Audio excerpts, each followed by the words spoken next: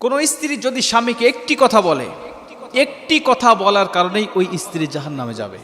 আমি আবারও বলছি, আল্লাহ রাসূল সাল্লাল্লাহু আলাইহি ওয়াসাল্লাম হাদিসের মধ্যে বলেন, বুখারী শরীফের হাদিস, আল্লাহ রাসূল বলেন, কোন স্ত্রী যদি স্বামীকে একটি কথা বলে, ওই স্ত্রী যদি হয় নামাজি, ওই স্ত্রী যদি হয় আল্লাহওয়ালা, ওই স্ত্রী যদি হয় পাহাড় পরিমাণ সওয়াবের অধিকারী, কিন্তু স্বামীকে শুধু একটি কথা বলার কারণে আমার আল্লাহ ওই স্ত্রীকে জাহান্নামে দিবে।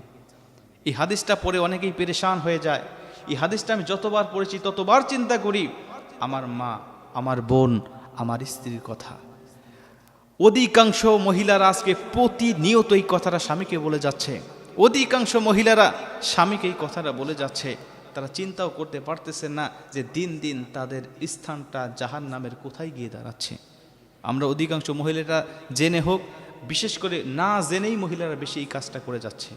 এর জন্য এই বিষয়টা আমাদের জানতে হবে এবং আমাদের মা বোনদেরকে জানাতে হবে।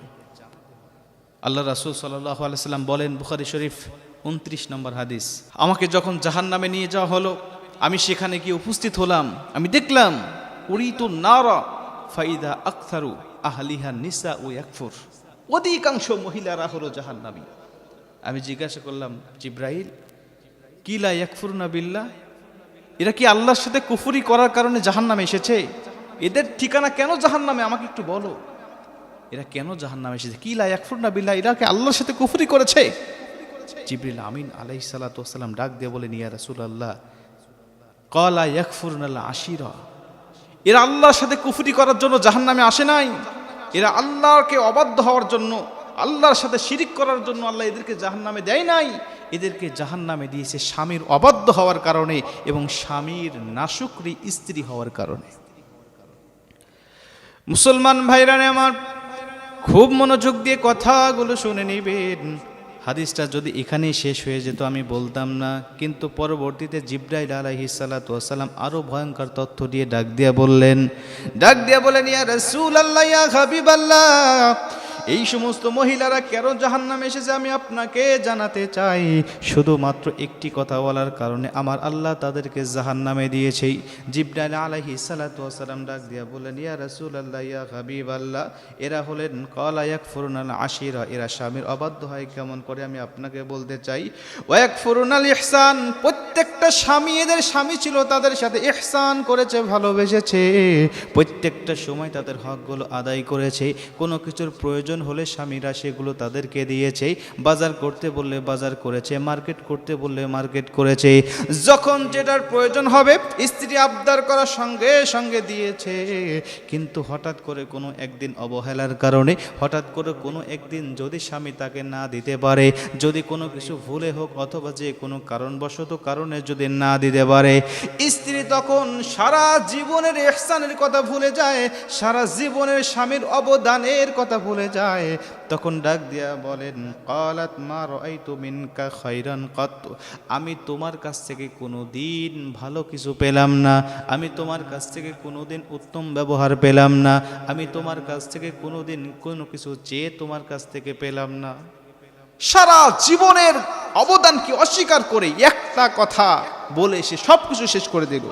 সারা জীবনের অবদান বেমালুম সে ভুলে গেল।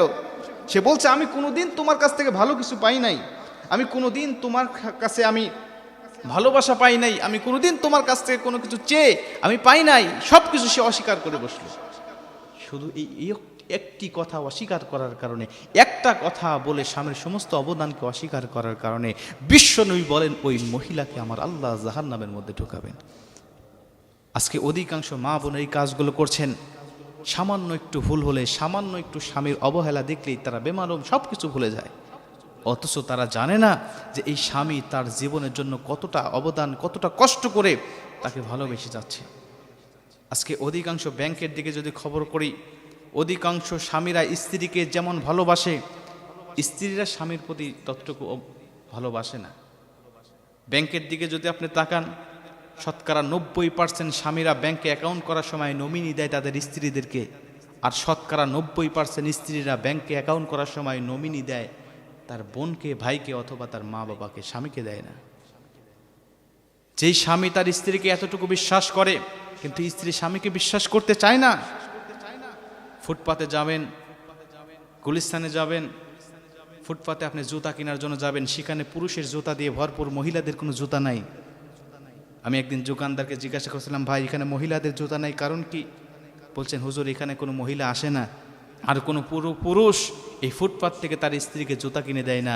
ফুটপাত থেকে নয়, বরং দামি দামি মার্কেট থেকে স্ত্রীর জন্য জুতা কেনে, আর নিজের জন্য এই ফুটপাত থেকে জুতা কিনে নিয়ে স্বামীরা চলে যায়।